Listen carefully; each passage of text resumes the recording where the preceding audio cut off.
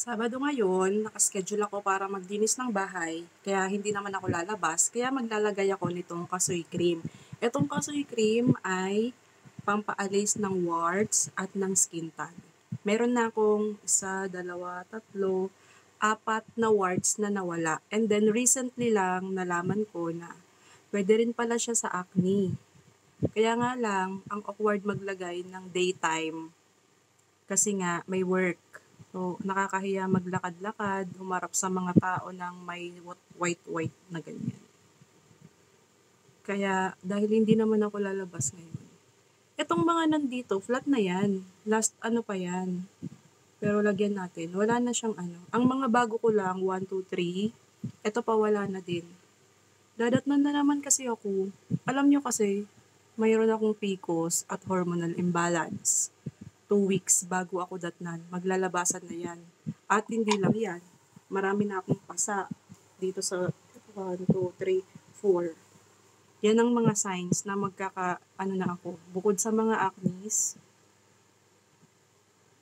nasabayan pa ng pagpupuyat. Alam nyo ba, inabot ako ng 2 or 3 gabi kaka-message sa mga stores. Kinakapalan ko yung mukha ko. Sabi ko, nabibigay po kayo ng free sample. Nagme-message ako sa mga stores. Siguro nasa 80 stores na yung na-message ko, and thankfully merong isa na in transit na. Thank you. Pinakaunang free sample ko yun. Worth it naman yung pagpupuyat ko ng 2.5 gabi. Kasi kagabi parang nag-message pa ako ng 6 na stores. Ayun siya. Yung warts ko dito, sa gitna, nawala na. Ito lang yung ginamit ko, kasoy cream. Maglalagay ako ng link sa yellow basket kung gusto mo rin itong matry. Sa acne, sa gabi ko lang siya ginagamit. Minsan, hindi naman regular. Kasi minsan may isa pa akong ginagamit. Basta dun sa mga warts ko, ayan pawala na sila dahil lang dito. Kasoy cream, ganyan lang siya kaliit. Wala siyang amoy, mild lang to. Ayun, ginagamitan ko lang siya ng cotton buds. Para hindi siya mahapde.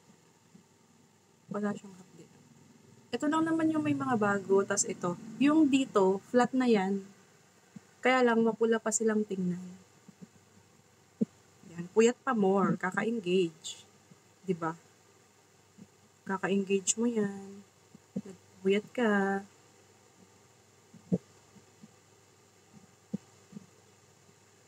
Ayan, so maglilinis na ako ng bahay. Thank you so much. Huwag mong kalimutang mag-like or mag-heart. At follow mo na rin ako, please. Ililink ko to sa yellow basket. Thank you.